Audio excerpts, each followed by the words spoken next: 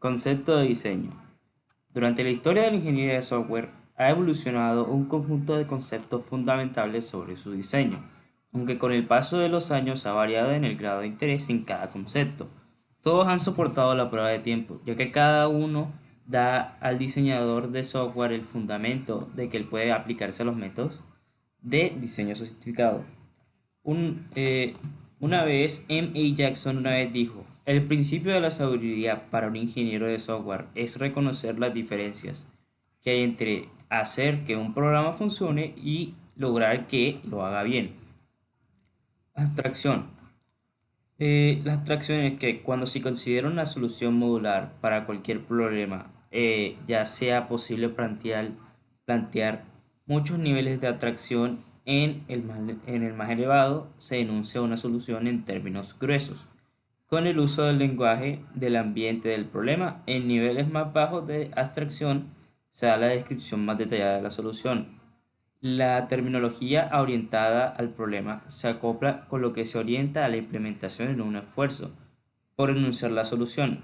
Por último, en el nivel de abstracción más bajo, se plantea la solución de modo que pueda implementarse directamente. Cuando se desarrollan niveles de abstracción distintos, se trabaja para crear abstracciones tanto de procedimiento como de datos. Una abstracción de procedimiento es una secuencia de instrucciones que tiene una función específica y limitada, ya que el nombre de la abstracción de procedimientos implica que estas funciones puedan omitir detalles específicos. Un ejemplo de esto sería la palabra abrir. En el caso de una puerta, abrir implica una secuencia larga de pasos del procedimiento. Caminar hacia la puerta, llegar, tomar el picaporte, girar este picaporte y jalar la puerta. Y retroceder para que esta puerta se abra, etcétera. Arquitectura. La arquitectura del software alude a la estructura general de este y a las formas en las que ésta da integridad conceptual a un sistema. En su forma más sencilla, la arquitectura es la estructura de organización de los componentes de un programa, en este caso módulos, ya que la forma en que estos interactúan y la estructura de datos sea utilizada. Sin embargo, en un sentido más amplio, los componentes se generalizan para que representen los elementos de un sistema grande y sus interacciones. Una meta del diseño de software es obtener una aproximación arquitectónica de un sistema. Este sirve como estructura a partir del cual se realizan las actividades de diseño más detalladas. Un conjunto de patrones arquitectónicos permite que el ingeniero de software resuelva problemas de diseños comunes.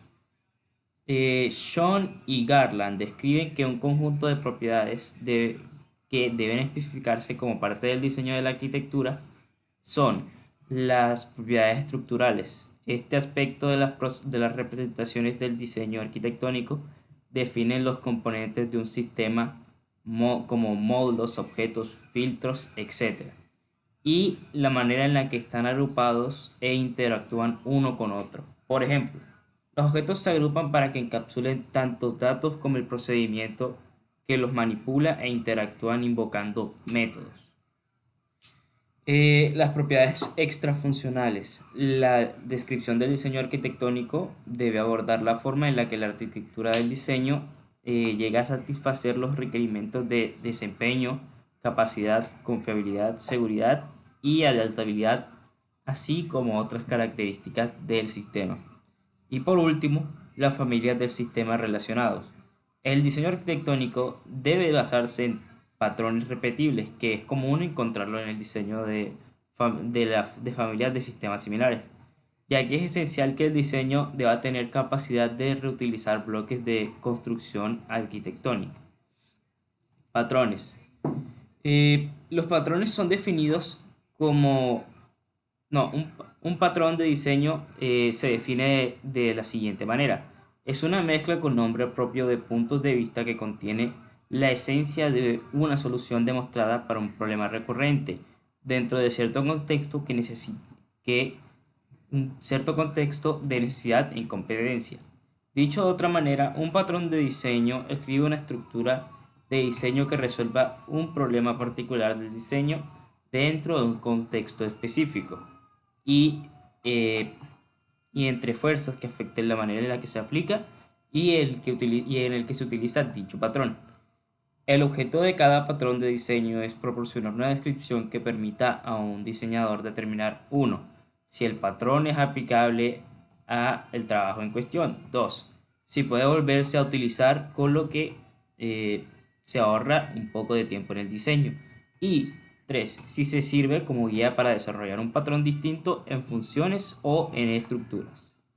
División de problemas. La división de problemas es un concepto de diseño que sugiere que cualquier problema complejo pueda ser manejado con facilidad si es subdividido en elementos susceptibles para resolver y optimizarse de manera independiente, ya que un problema es una característica o un comportamiento que se especifica en el modelo de los requerimientos para el software. Y al separarse un problema en piezas aún más pequeñas y por eso es más manejable, ya que se requiere menos esfuerzo y tiempo para resolverlos. Si para dar dos problemas P1 y P2 la complejidad que se percibe para P1 es mayor que la complejidad que se percibe para P2, entonces que se concluye que el esfuerzo requerido para resolver P1 es mayor que el necesario para resolver el P2, ya que este resultado es intuitivamente obvio y lleva más tiempo resolver un problema aún más difícil, ya que también se concluye que cuando se combinan dos problemas con frecuencia, la complejidad que es percibida es mayor que la suma de la complejidad tomada por separado. Esto lleva a la estrategia de dividir y vencerás, pues es más fácil resolver un problema complejo si se dividen en elementos manejables, ya que estos tienen implicaciones importantes en relación con la modularidad del software. La división del problema se manifiesta en otros conceptos de diseño relacionados como modularidad, aspecto, independencia de funcionamiento y mejora. Modularidad. La modularidad es la manifestación más común de la división de problemas. El software se divide en componentes con nombres distintos y abordables por separado, en ocasiones llamados módulos, que se integran para satisfacer los requerimientos del problema. El software monolítico, es decir, un programa grande compuesto de un solo módulo, no es fácil de entender para un ingeniero de software. El número de trayectorias de control, alcance de referencia, números de variables y complejidad general haría que comprenderlo fuera casi imposible. En función de las circunstancias, el diseño debe de componerse en muchos módulos con la esperanza de que sea más fácil entenderlos y en consecuencia reducir el coste requerido para elaborar el software. Se ha dicho que la modularidad es el único atributo del software que permite que un programa sea manejable en lo intelectual. Esto dicho por el propio Pressman. Siguiente. Ocultamiento de información. De este concepto, nos debemos hacer una pregunta fundamental: ¿cómo descomponer una solución de software para obtener un mejor conjunto de módulos? El principio de ocultamiento de información sugiere que los módulos se caracterizan por decisiones de diseño que se oculten, cada una de las demás. En otras palabras, deben especificarse y diseñarse módulos, de forma que la información, hablando específicamente de los algoritmos y los datos, contenida en un módulo sea inaccesible para que no necesite de ella. El ocultamiento implica que la modularidad efectiva se logra definiendo un conjunto de módulos independientes que intercambian solo aquella información necesaria para lograr la función del software. El uso de ocultamiento de información como criterio de diseño para los sistemas modulares proporcionan los máximos beneficios cuando se requiere hacer modificaciones durante las pruebas y más adelante al dar mantenimiento de software, debido a que la mayoría de los datos y detalles del procedimiento quedan ocultos para otras partes del software. Es menos probable que los errores inadvertidos introducidos durante la modificación se propaguen a distintos sitios del software. Siguiente.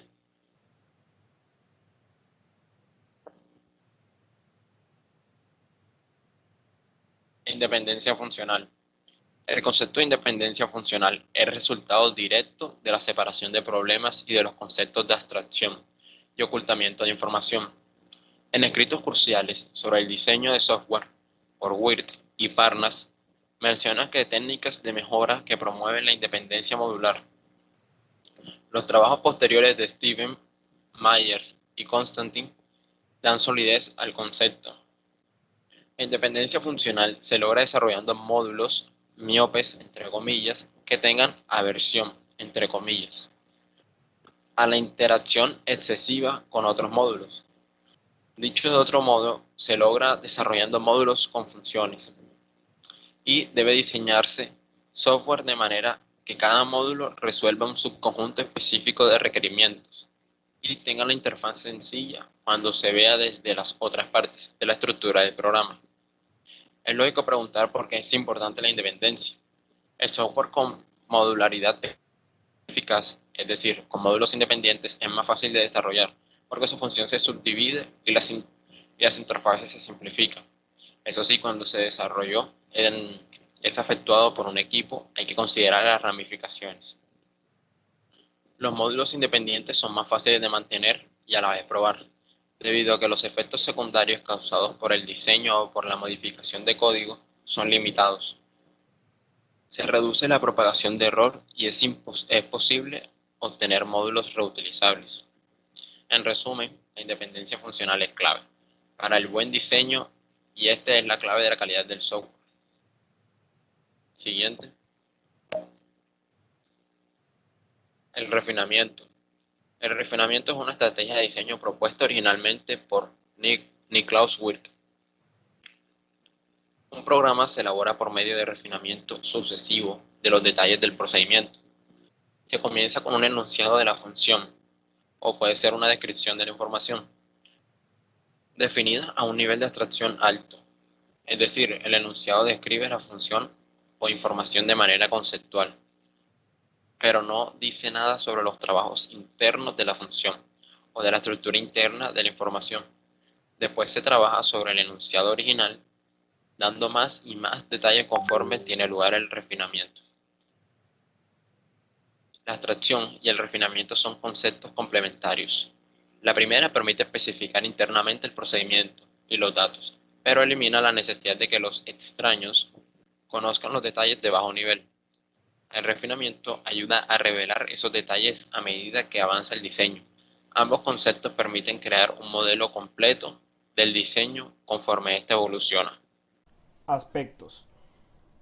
Conforme tiene lugar el análisis de los requerimientos, surge un conjunto de preocupaciones que incluyen requerimientos, casos de uso, características, estructuras de datos, calidad del servicio, variantes, fronteras de la propiedad intelectuales, colaboraciones, patrones y contratos. Idealmente, un modelo de requerimientos se organiza de manera que permita aislar cada preocupación, a fin de considerarla en forma independiente. Sin embargo, en la práctica, algunas de estas preocupaciones abarcan todo el sistema y no es fácil dividirlas en compartimientos. Cuando comienza el diseño, los requerimientos son refinados en una representación de diseño modular. Considere dos requerimientos A y B. El A interfiere con el B si se ha elegido una descomposición en la que B no puede satisfacerse sin tomar en cuenta a A. Rediseño. Una actividad de diseño importante que sugiere para muchos métodos ágiles es el rediseño, técnica de reorganización que simplifica el diseño o código de un componente sin cambiar su función o comportamiento.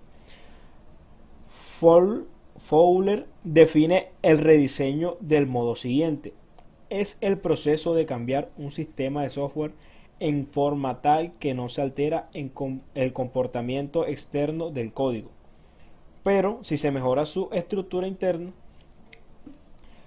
Cuando se rediseña el software, se examina el diseño existente en busca de redundancias, elementos de diseño no utilizados, algoritmos ineficientes o innecesarios, estructuras de datos mal construidas o inapropiadas y cualquier otra falla del diseño que pueda corregirse para obtener un diseño mejor. Por ejemplo, una primera iteración de diseño tal vez genere un componente con poca cohesión.